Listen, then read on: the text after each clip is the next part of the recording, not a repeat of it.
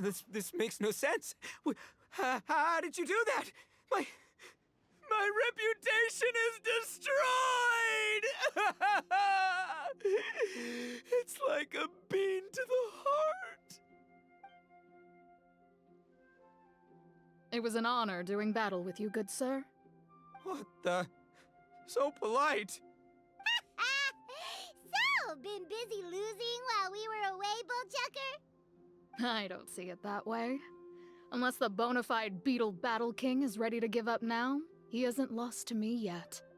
In battle and in life, it's normal to hit setbacks every once in a while, but a setback only turns into a failure if you make the decision to stop trying.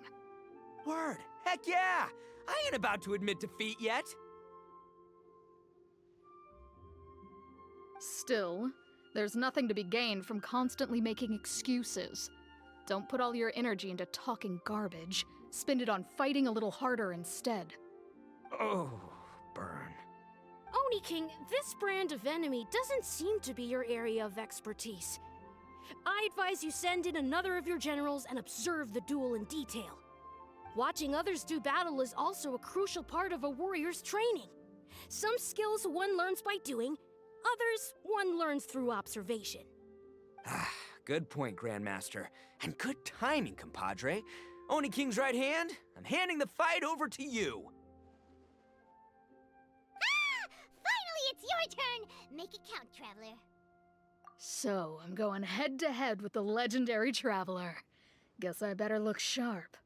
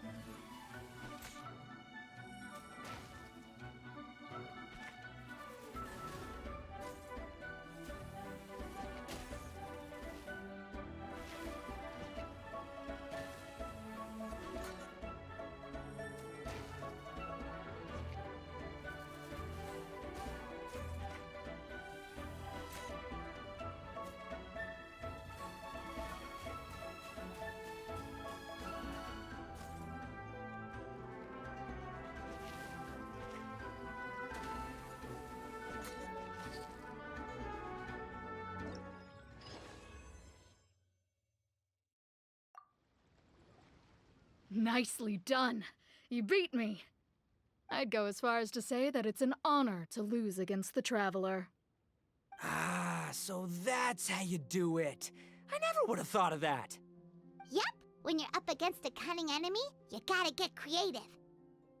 When your tactics fail, you have to change your point of view. In our journeys far and wide, we often have to think on our feet. Clinging to old methods can never solve the problem, no matter how hard you try. I think Shinobu said something like that once too. I guess there's something to it after all. But I'll mull it over some other time. Right now, my focus is on the task at hand. More beetle fighting!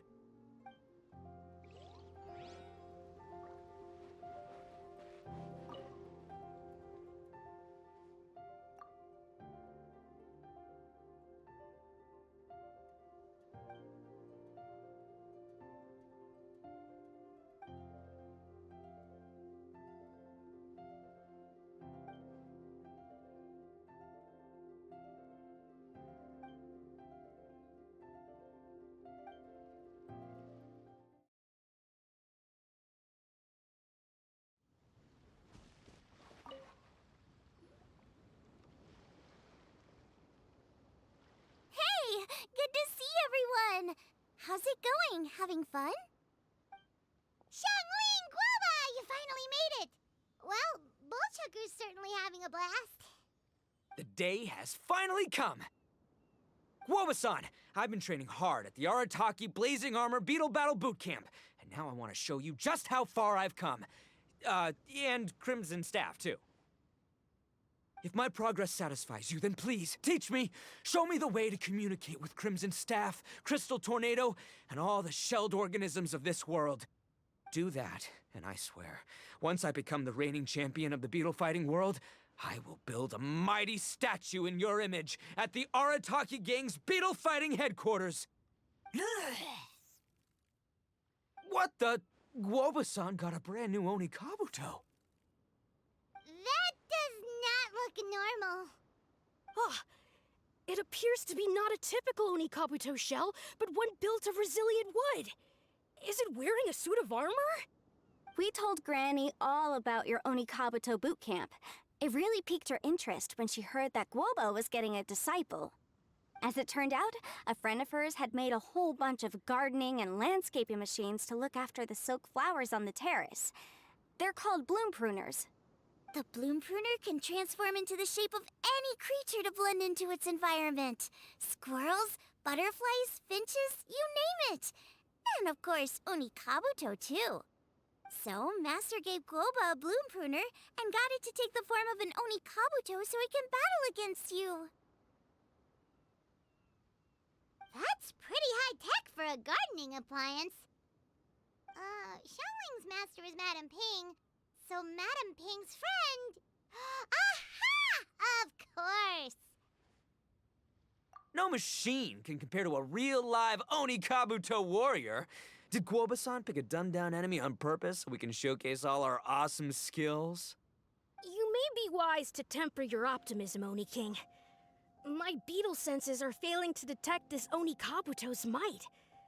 Or perhaps... it's too profound for me to fathom. It's not even alive. There's nothing for you to sense. Anyway, Guoba-san may possess limitless power, but a warrior needs to be one with his weapon. The bond between Oni Kabuto and trainer is forged through blood, sweat, and tears, not wood, mesh, and gears. Crimson Staff and I are like glove and fist. Let's get this duel going. It's time for Guoba-san to witness my true potential once and for all.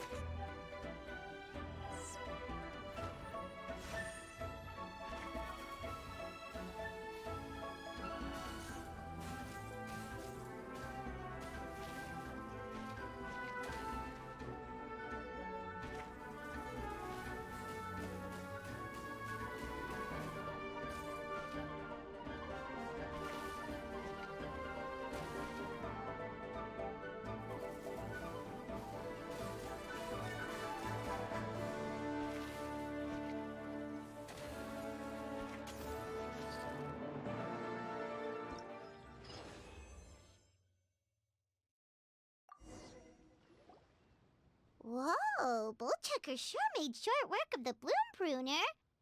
I won! Victory is mine! With my trusty Crimson Staff, I have defeated the mighty Guoba-san! Whew. Alrighty then. The moment I've been waiting for. Guoba-san, if I have earned your recognition, I humbly ask you to teach me the ways of shelled organism communication. Huh? Guoba-san, you look pleased? But you just lost to me in battle. Does this mean you're proud of me for my swift progress? Aw, shucks. I don't know what to say. You're too kind, Guoba-san. Oh, you're just being modest. I know you were going easy on me. It looks like Guoba's all warmed up now. The bloom pruner is ready to operate at full power. Guoba, remember the plan? In this round, we want to increase the bloom pruner's power output from 0.1% to 1%, okay? Any higher and you'll risk knocking Ito's Onikabuto out cold. Ugh. Okay, there it is. Paimon knew something was up. As I feared, we have barely scratched the surface. Wait, hold on a minute. 0.1%? As in 0.1%? As in 1/1000th? You've gotta be kidding me. All that was just 1/1000th of its top power?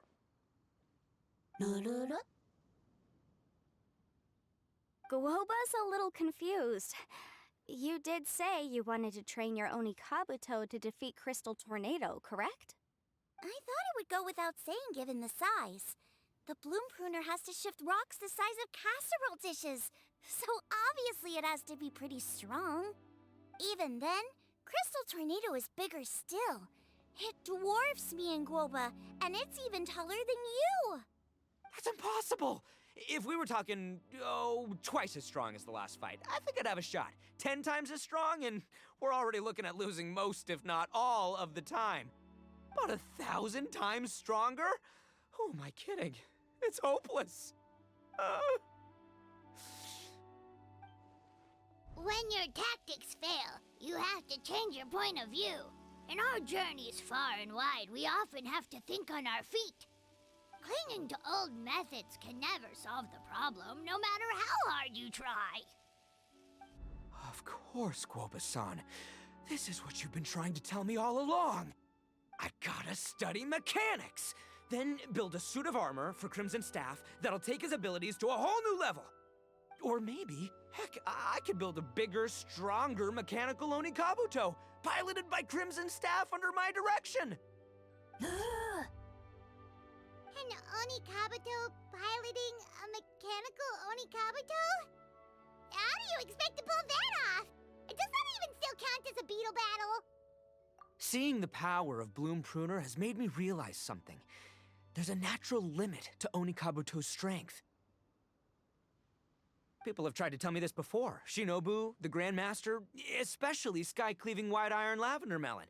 Admitting defeat is shameful, but not even trying to mix up your tactics one time? That's just plain stupid. Guoba-san has shown me a new path. Mechanically modified Onikabuto. With this new technique in my arsenal, size will be no obstacle to me and my valiant beetle warriors as we set out to beat Crystal Tornado once and for all. Looks like Woba's not too sure about all that. Mechanics, huh?